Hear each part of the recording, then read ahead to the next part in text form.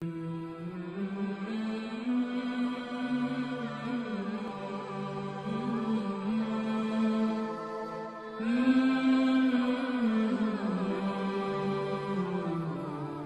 قربانی مانگی گئی تو وہ جانوروں کی یا ان کے گھر بار کی یا کسی چیز کی نہیں، بلکہ آپ کے اس عزیز بیٹے کی جو 90 سال کی عمر میں پیدا ہوا۔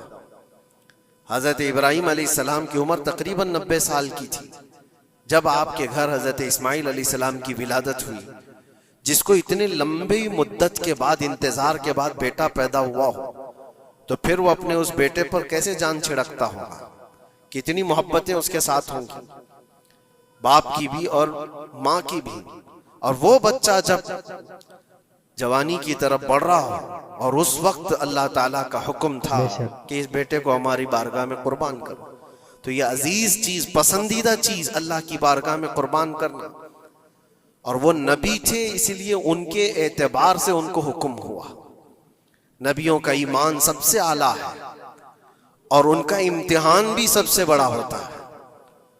عام لوگوں کو یہ حکم نہیں دیا گیا کہ تم اپنے بیٹوں کی اور بیٹیوں کی قربانی کرو، وہ نبی تھے اور وہ کر گزرے، انہوں نے ذرا برابر بھی ہچکچایا نہیں، بلکہ جب اپنے بیٹے حضرت اسماعیل علیہ السلام سے کہا انی ارا فی المنام انی اذبحک، مجھے خواب میں یہ بتایا گیا ہے کہ تمہیں ذبح کر دیا جائے، میں ذبح کرتے ہوئے تم کو دیکھ رہا ہوں، تو اسماعیل علیہ السلام نے نہیں کہا ابا اس چھوٹی عمر میں مجھے کہاں مار ڈالو گے، بلکہ جواب میں یوں کہا فانظر ماذا ترى، اے والد گرامی آپ کو جس بات کا حکم دیا گیا ہے آپ اس پر عمل کر جائیے، میں حاضر ہوں، فانظر ماذا ترى، جو کچھ آپ نے دیکھا ہے اس پر عمل کیجیے۔ اور پھر یہ بھی کہا انشاءاللہ آپ مجھے صبر کرنے والا پائیں گے۔ اور ہوا وہی کہ اسماعیل علیہ السلام کو لے کر جب حضرت ابراہیم علیہ السلام قربان گاہ میں گئے تھے تو اسماعیل علیہ السلام نے خود کہا تھا اپنے باپ سے کہ اپنی آنکھوں پر پٹی باندھ لے، کہیں مجھے ذبح ہوتے ہوئے دیکھ کر آپ کے دل میں پھر سے وہ محبت نہ جاگ جائے جو بیٹے کی محبت ہوتی ہے، اور پھر اللہ کے حکم سے پیچھے نہ ہٹ جائیں۔ ابراہیم علیہ السلام نے آنکھوں پر پٹی باندھ لی کہ اللہ کے حکم میں کوئی خلل نہ پیدا ہو۔ اپنی عزیز چیز، پسندیدہ چیز جب آدمی قربان کر رہا ہوتا ہے تو بہت ہچکچاتا ہے، کتنے خیالات اس کے پاس آتے ہیں۔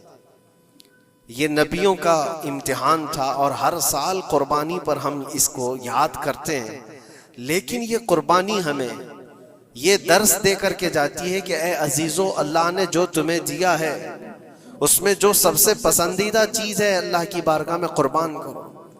ہر ایک کی الگ الگ چیزیں ہوتی ہیں پسندیدہ، پتہ نہیں کس کے ہاں کون سی چیز عزیز ہے، لیکن کچھ چیزیں کامن ہیں۔ دولت تقریباً سب کی پسندیدہ چیز ہے، اولاد تقریباً سب کی پسندیدہ چیز ہے، وقت یہ سب کا لازمی حصہ ہے اور اس کو کوئی جلدی قربان نہیں کرتا۔ تو محنت سے کمائی ہوئی دولت کو اللہ تعالیٰ کے ہاں خرچ کرو، قربان کرو، تاکہ تم اس کامیابی کو پہنچو۔ پھر بھی آپ اندازہ کرو دیتا کون ہے ہمیں رزق، کون دیتا ہے مال؟ سب کچھ اللہ رب العزت۔ اگر وہ حکم کرے کہ میں نے تمہیں 100 دیے ہیں اس میں سے 50 میری راہ میں قربان کر دو، 50 اپنے پاس رکھ لو، تو بھی انصاف ہے، عدل ہے۔ اللہ کریم جس کا خود کا دیا ہوا ہے وہ چاہے تو 90% اللہ تعالیٰ یوں فرما دے کہ میری راہ میں قربان کر دو، 10 تم رکھو۔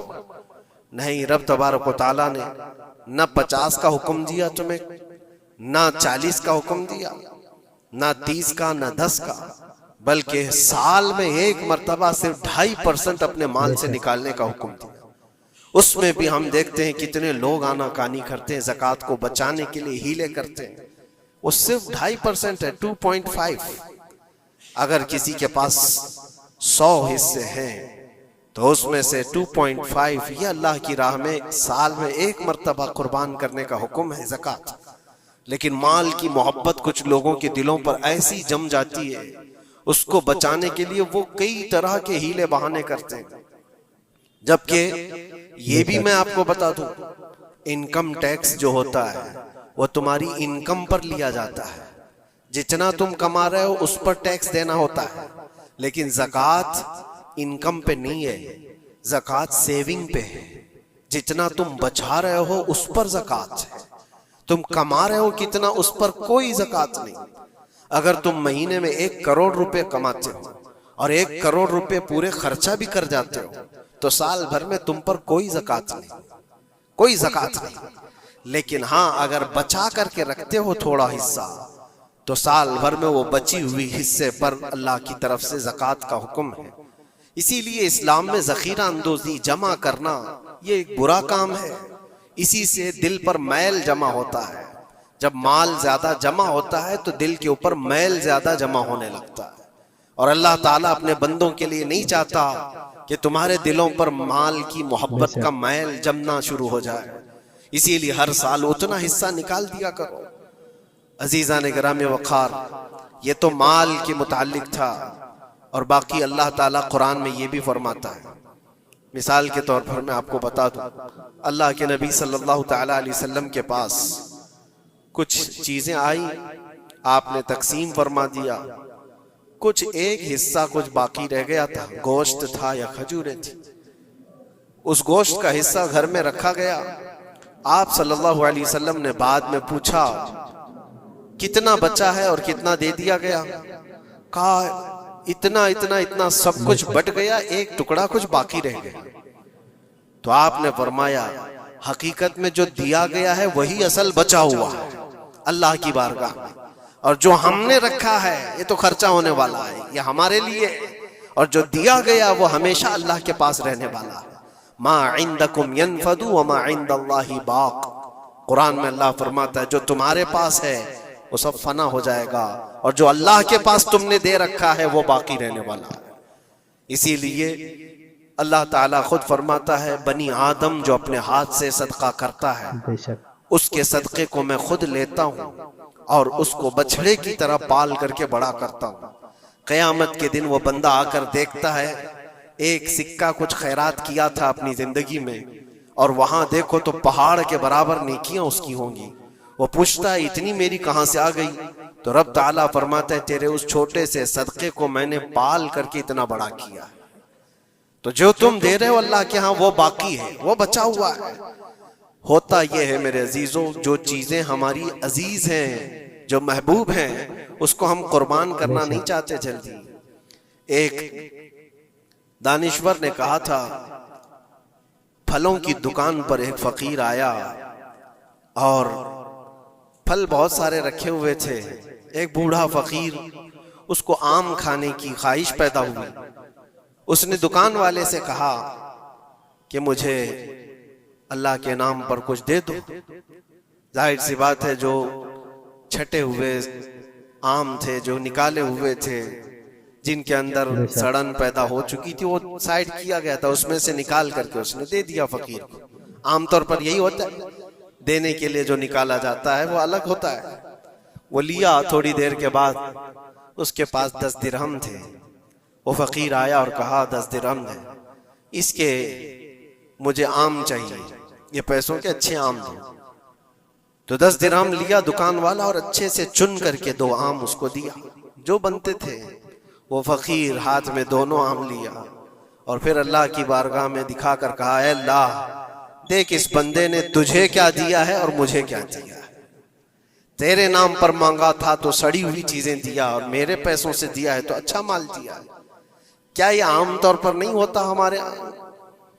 کھانا اگر بچ جائے تو اسے تک بانٹنے میں دے دیا جائے۔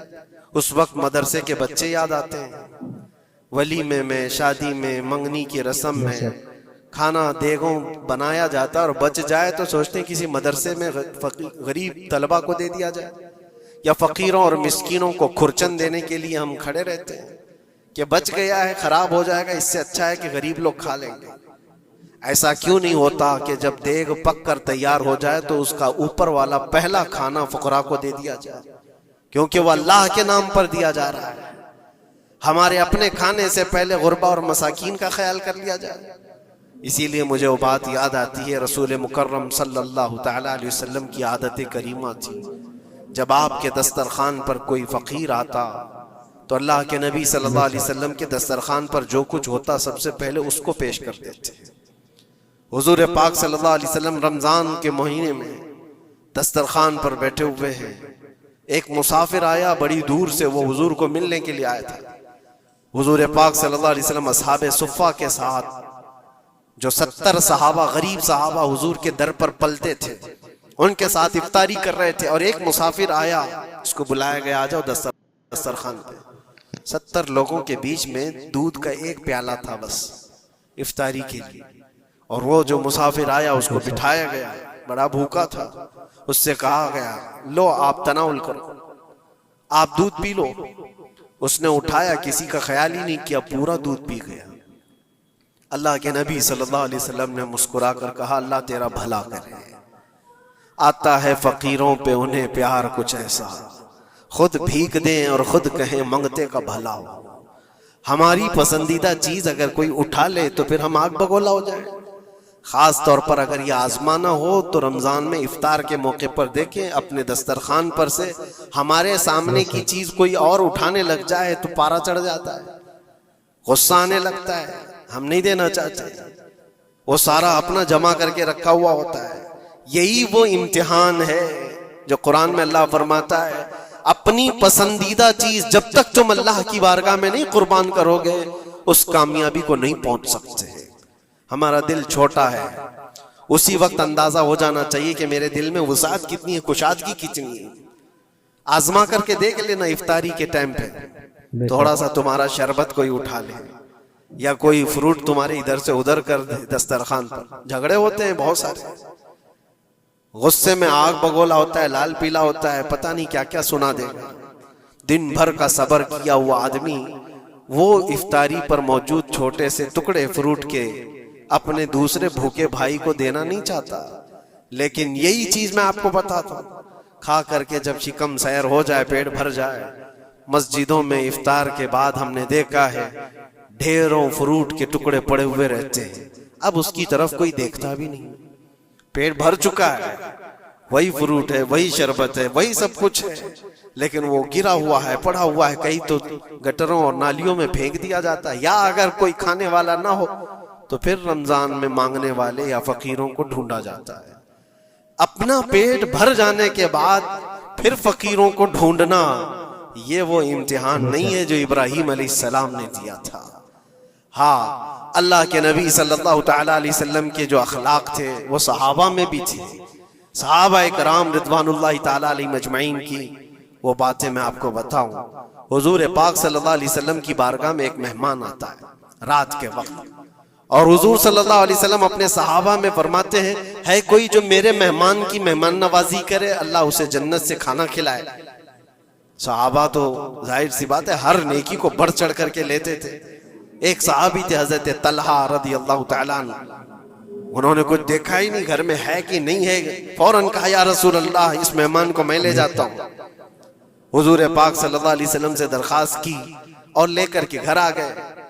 پتا چلا بیوی کو نے کہا پہلے تو ہمارا خود کا ہی کھانا نہیں ہے، آپ مہمان بھی لے آئے. صحابی رسول نے اپنی بیگم سے پوچھا کتنا ہے، کہا ایک آدمی صرف کھا سکتا ہے. اور گھر میں کتنے لوگ ہیں؟ شوہر، بیوی اور ایک چھوٹا بیٹا. اب ایک مہمان آیا ہوا ہے. صحابی رسول نے اپنی اس فکر کا اظہار کیا بیگم سے کہ اب کیا ہوگا، ایک آدمی کھا سکتا ہے اور 4 لوگ یہاں موجود ہیں. اللہ اکبر. وہ خواتین بھی حضور کے زمانے کی کیسی تھی.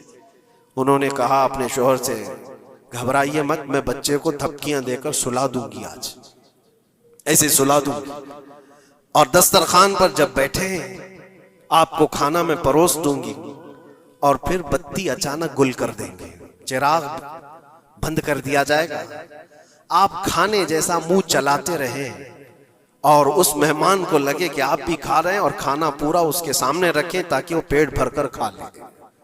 ایک آدمی کے کھانے کے لیے یہ ہیلا کیا جا رہا ہے، خود بھی بھوکے ہیں.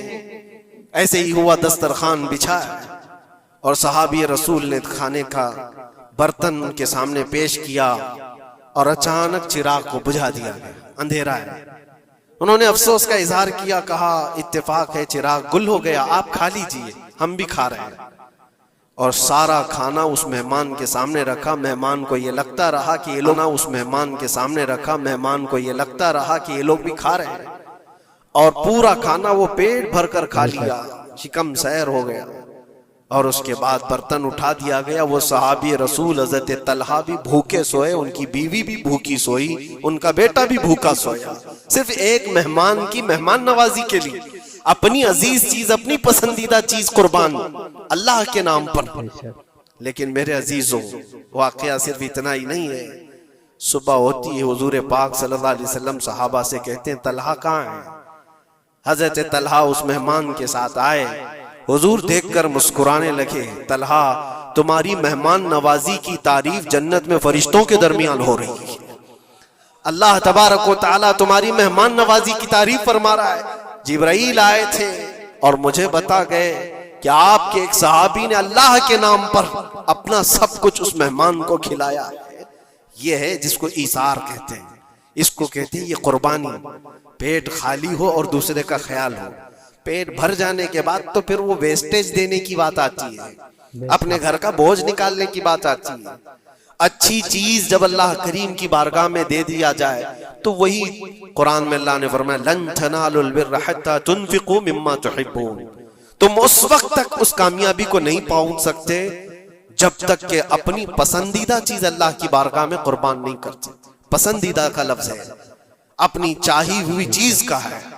اسی لیے عزیزان گرامی وقار, حضور اکرم صلی اللہ تعالی علیہ وسلم کے صحابہ میں سے ہم نے دیکھا ہے, ان صحابہ اکرام نے کبھی ان چیزوں کو ایسا پسند نہیں کیا, ایسا پیار نہیں کیا دنیا کو گلے لگا کر. اس کے باوجود بھی اس کو قربان کرتے رہے, قربان کرتے رہے. جو چیز دنیا میں تمہیں غافل کرتی ہے وہ یہی چیزیں ہیں جس کو اللہ تعالیٰ تم سے دور کرنا چاہتا ہے.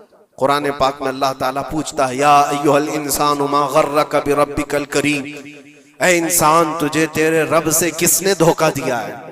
کون ہے جو تجھے تیرے رب سے دور کیا ہے؟ یہ تمہاری دکانیں, یہ تمہاری جائیداد کا حساب کتاب, یہ تمہاری اولاد کی محبت, تمہاری بیویوں کی محبت, یہ وہ ساری دنیا ہے جو تجھے اللہ کی عبادت سے دور کیے جا رہی ہے. کیوں وقت پر تمہاری نماز ہوتی نہیں؟ ریزن خود تلاش کر لینا آپ جا کر کے. ظہر میں کہاں تھا, کون سی چیز نے مجھے نماز سے روکا تھا؟ عصر میں کہاں تھا, کس چیز نے مجھے سجدہ کرنے سے دور کر دیا؟ ریزن آپ خود ڈھونڈو, روزانہ آپ خود ڈھونڈو. مغرب میں کیوں سر نہیں جھکا پایا میرے رب کی بارگاہ میں؟ کون سی چیز مجھے روکی تھی؟ کیا میں دکان پر بیٹھا تھا؟ تو وہ دنیا ہے جو دھوکہ ہے جو تجھے اللہ سے دور کر رہی ہے. یا تم دوستوں کے ساتھ بات چیت میں بزی ہو گئے تھے تو یہ دوست شیطان ہیں جنہوں نے تجھے اللہ سے دور کیا تھا. یا کوئی اور چیز تھی, موبائل میں بیٹھا تھا, گیم کھیل رہا تھا, یہ وہ دنیا ہے جو تجھے اللہ سے دھوکہ دی ہوئی. ٹی وی میں بیٹھا تھا, میچ میں بیٹھا تھا, کھیل کود میں تھا. یہ ساری چیزوں کا ریزن آپ خود ڈھونڈو. یہ عبادتوں سے کون ہے جو مجھے دور کیا ہے؟ اللہ کریم کی بارگاہ میں سر جھکانے سے کون سی چیزیں روک رہی ہے؟ مجھے بتاؤ قسم رب ذوالجلال کی, آج کسی نے تمہارے گردن پر تلوار رکھی ہے کہ اگر سجدہ کرو گے تو کاٹ دیے جاؤ گے, مار دیے جاؤ گے؟ کسی نے تم کو نیزہ دکھا کر کہا کہ مسجد جاؤ گے تو گھونپ دیا جائے گا؟ کوئی چیز نہیں ہے. تمہارا نفس ہے جو تمہیں دور کیا ہوا ہے. تمہاری اپنی وہ چیزیں ہیں جن کو تم دل سے لگائے ہوئے ہو. اللہ کریم کی بارگاہ میں آنے کے لیے جو اہمیت تمہیں دینا چاہیے وہ دوسروں کو اہمیت دینے لگ گئے. اسی لیے ایک بزرگ نے کیا خوب کہا تھا, وہ اپنے مرید کی دکان میں گئے, بہت بزی شیڈول تھا اس مرید کا, دکان میں اتنے گاہک ہوتے تھے, بھیڑ ہمیشہ, وقت ہی نہیں ملتا تھا بیچارے. لیکن پیر صاحب آئے ہیں دکان میں تو عزت و احترام ہونی چاہیے. اپنے مرشد کو اس نے بلایا, کرسی پر بٹھایا, بہت دیر تک وہ اس کی دکان میں پڑھتے رہے, بیٹھے رہے. وہ بھی خوش باش تھا, پیر صاحب آئے پڑھے تو اور برکت, اور اس کو وقت ہی نہیں ہے. تھوڑی دیر کے بعد پیر و مرشد نے اس کے دکان کی چیزیں اٹھا کر کے جو ڈبے وغیرہ تھے سونگنے لگے. یہ سونگا, وہ سونگا. اس مرید نے پوچھا حضور یہ آپ کیا کر رہے ہیں, کیا سونگ رہے ہیں؟ کہا میں یہ دیکھ رہا ہوں کہ ان ڈبوں میں کہیں تو پخانا تو نہیں کرتا, کہیں تو اپنی حاجت اسی میں تو نہیں کرتا. اس نے کہا کیوں آپ ایسا کہہ رہے ہیں؟ کہا تو جتنا بیزی ہے جانے کا موقع کہاں ملتا ہوگا. یہی تو اپنا ٹوائلٹ بھی کرتا ہوگا۔ اس نے کہا حضور اتنا وقت تو نکال لیتا ہوں، طہارت کے لیے جا سکتا ہوں، استنجا پخانے کے لیے تو جا سکتا ہوں۔ زوردار تماچا انہوں نے لگایا، اپنے پیٹ کی گندگی نکالنے کے لیے تیرے پاس وقت ہے، اس رحمان کے دربار میں سر جھکانے کے لیے تیرے پاس وقت نہیں، تو نے کس چیز پر اپنا دل لگا رکھا ہے؟ یہ تھی ان کی تربیت۔ حقیقت ہے میرے عزیزوں، ہم اگر ریزن ڈھونڈیں تو چھوٹی چھوٹی چیزوں کے لیے ہم اپنا وقت بھی دیتے ہیں، پیسے بھی دیتے ہیں، لیکن اللہ کریم کے ساتھ تمہارا کیا سلوک ہے؟ یہ حدیث سنا کر میں بس ختم کرتا ہوں۔ اللہ کریم خود فرماتا ہے، یہ حدیث قدسی ہے، حدیث قدسی اس کو کہتے ہیں، فرمان اللہ کا ہے، زبان رسول اللہ کی۔ اللہ فرماتا ہے انا عند ظن عبدی بی، بندہ میرے متعلق جیسا گمان کرتا ہے میں اس کے ساتھ ویسا سلوک کرتا ہوں۔ تم اللہ کریم کے لیے کیا مقام رکھتے ہو اپنے دل میں؟ اللہ کی بارگاہ میں آتے ہو تو کس طرح؟ اسی لیے حضرت رابعہ بصریہ رضی اللہ تعالیٰ عنہ کو ہم نے سنا ہے کہ جب وہ نماز کے لیے جاتی تو دلہن کی طرح سج کے جاتی تھی، پورے تیار ہو کر۔ پوچھا ان سے کسی نے تو وہ کہتی تھی میں چاہتی ہوں کہ اللہ نے جتنی نعمتیں مجھے دی ہیں اس بادشاہ کو نہ دکھاؤں تو پھر کس کو دکھاؤں؟ اس بادشاہ کی بارگاہ میں جا رہی، دنیا والے سیٹھوں کے سامنے جانے کے لیے سجتے سورتے ہیں، میں خلاق العالمین کی بارگاہ میں جانے کے لیے سجتی ہوں۔ اور ہمارا کیا مزاج ہے؟ ہم نے دیکھا ہے مسجد میں آنے کا انداز کس کا کیسا ہے؟ تم بادشاہ دو جہاں کے دربار میں آ رہے ہو تو کس انداز سے آنا چاہیے؟ یہ ساری چیزیں آپ ذہن میں رکھو۔ اللہ کریم کے لیے تمہارے دل میں کیا مقام ہے؟ ظاہر سی بات ہے تمہیں آج بھی اپنے پیٹ کی غلاظت نکالنی ہو کہیں راستے پر تو شوچالیہ ڈھونڈتے ہیں اور پیسے دے کر کے جاتے ہیں۔ مسجد کی کیا کیا چیزیں مفت میں استعمال کرتے ہیں۔ کبھی اس کا خیال آتا ہے کہ ہم یہاں کی اے سی، یہاں کے پنکھے، یہاں کے قالین، یہاں کا پانی سب کچھ استعمال کرتے ہیں، لیکن مسجد میں جو ڈبہ گھومتا رہتا ہے تو لوگوں کو ایسا لگتا ہے کہ یہ تو صدر سیکریٹری کے لیے گھومتا ہے، یہ کمیٹی کے لیے جاتا ہو۔ آپ اس وہم و گمان سے نکل جاؤ، اللہ کی بارگاہ میں 1 روپیہ بھی جو دیا جاتا ہے وہ شمار ہوتا ہے دنیا بھر کے تمام دولتوں سے زیادہ عزیز اللہ کی بارگاہ میں وہ پیسہ ہے جو یہاں صفوں میں آپ نے اللہ کے نام پر دیا ہوا۔ اپنی عادت رکھو کہ مسجد کے لیے ہمارے دل میں کیا احترام ہے۔ دوسری دنیاوی کسی بھی چیز کو دیکھنے کے لیے ٹکٹ دیتے ہیں، وہاں چھوٹی موٹی چیزوں کو خرچ کرنے کے لیے ہم بے پناہ پیسے خرچہ کرتے ہیں، پان میں، بیڑی میں، سگریٹ میں، تھوکنے میں کتنے پیسے برباد کیے جاتے ہیں۔ اللہ تبارک و تعالیٰ کے نام پر جب بات آتی ہے تو کیوں دل پر یہ بوجھ ہوتا ہے؟ یہ علامت ہے کہ دل جب کالا ہو جائے اور رب تعالیٰ سے بندہ دور ہو جائے تو اللہ کی بارگاہ میں دینے سے وہ کترانے لگتا ہے۔ اپنے دل کا علاج کرو اور اللہ کی بارگاہ میں یہ دعا کرو کہ مولا مجھ پر میرے نفس کو غالب ہونے سے بچا لے اور میرے دل کو پاک کر کے تیری دربار میں ہمیشہ جھکنے والا دل بنا دے۔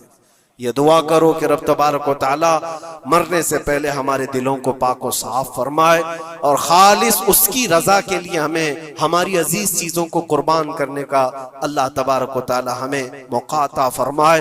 اور خاص طور پر یہ دعا کہ رب العالمین جب آخری وقت آئے تو تیرے حبیب پاک کی عزت کے لیے مرنے کی توفیق عطا فرما اور اس راستے میں ہمیں شہادت عظمی نصیب فرما، تیرے نبی کے قدموں میں دفن نصیب فرما۔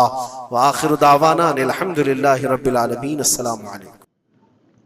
تو ناظرین ویڈیو اگر اچھی لگے تو ضرور ویڈیو کو لائک کریں اور ہمارے چینل پر اگر نئے ہیں تو ضرور سبسکرائب کریں اور اللہ سے دعا کریں کہ اللہ ہمیں نیک عمل کرنے کی توفیق عطا فرمائے، ہر بلا مصیبتوں سے، پریشانیوں سے، آفتوں سے، بیماریوں سے حفاظت فرمائے۔ تو ناظرین اگر آپ کو ہم سے رابطہ کرنے تو انسٹاگرام کا آئی ڈی آتا ہوگا، فالو کریں، میسج کریں، انشاءاللہ ضرور رپلائی دیا جائے گا۔ اور آپ سے درخواست ہے، اپیل ہے کہ ہمارے چینل پر نئے ہیں تو ضرور سبسکرائب کریں، سپورٹ کریں، سپورٹ کی ضرورت ہے۔ انشاءاللہ اللہ تعالیٰ اس کا اجر ضرور عطا کرے گا کیونکہ آپ ایک اسلامک چینل کو سپورٹ کر رہے ہیں اور جو بہت ضروری ہے۔ تو چلیے ناظرین ملتے ہیں اگلی ویڈیو میں، تب تک کے لیے السلام علیکم ورحمۃ اللہ وبرکاتہ۔ دعا میں یاد رکھیں۔ سبسکرائب کیجئے ہمارے چینل ذکر رسول کو اور بیل آئیکن کو پریس کیجئے جس سے آپ کو ہمارے نیو ویڈیو کی نوٹیفیکیشن ملتی رہے۔ ویڈیو اچھی لگے تو ہمارے ویڈیو کو لائک کریں اور ہمارے چینل کو سبسکرائب کریں۔